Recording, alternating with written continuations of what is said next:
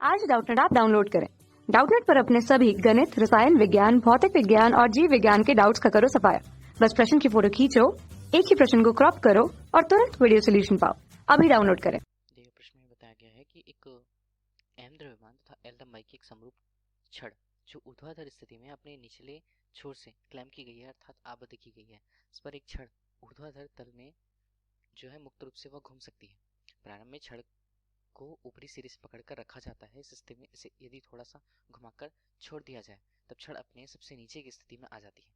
उसमें छड़ का कोणीय वेग तथा दूसरे सिरे पर हमें रेखीय वेग का मान प्राप्त करना है, जिसके लिए सबसे पहले ऊर्ध्वाधर तथा क्षैतिज स्थितियों पर उसका आरेख हम पहले देखते हैं। प्रारंभिक स्थिति जहां छड़ यदि ऊर्ध्वाधर स्थिति पर है जहां नीचे से वह क्लैंप की गई है, पहली स्थिति प्राथमिक स्थिति। उसके पश्चात उसे यदि थोड़ा सा घुमाकर छोड़ दिया जाए तब वह नीचे चली जाती है। यह उसकी दूसरी स्थिति को बताता है। एक स्थिति ऊपर एक स्थिति नीचे, जहां उसके द्रव्यमान केंद्र क्रमशः इस बिंदु पर और एवं इस बिंदु पर है। तब यहाँ पर हम देखते हैं कि लंबाई में जो उसके द्रव्यमान केंद्र में परिवर्तन है वो लंबाई L के बराबर है पहली स्थिति और दूसरी स्थिति के अंतर्गत।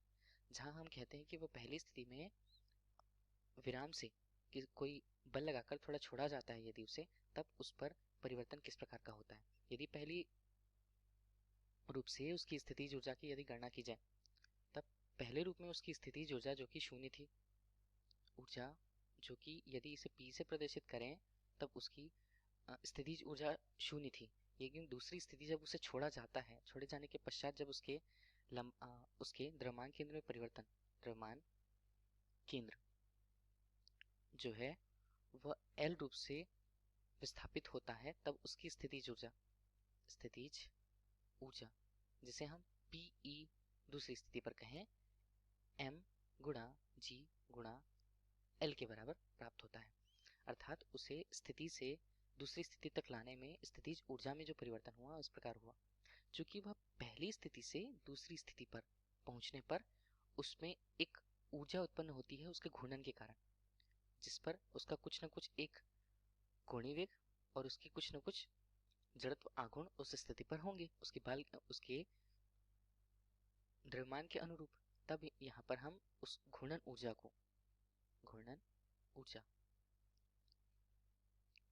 1/2 I ओमेगा वर्ग से प्रदर्शित कर सकते हैं।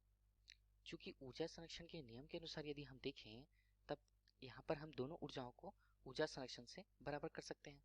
ऊर्जा संरक्षण जहाँ हमें पता है 1 जो घूर्णन ऊर्जा है 1/2 गुणा I गुणा ओमेगा वर्ग बराबर जो हमारे लिए M गुणा G गुणा L था स्थितिज ऊर्जा।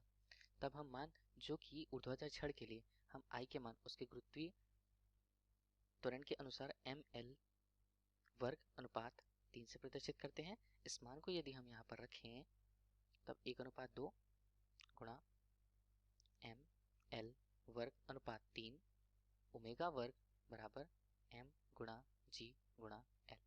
M और G के मान कुछ हिस्सों पर कट जाएंगे।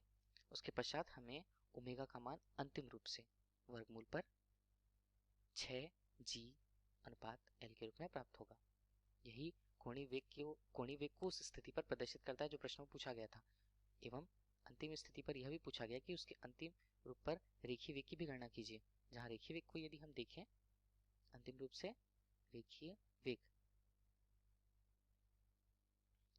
जिसे हम V से प्रदर्शित करते हैं, जिसका मान कोणीय वेग और उसकी एक अनुरूप लंबाई जिसके परिता वो घूमता है उसके गुणनफल से बराबर होता है।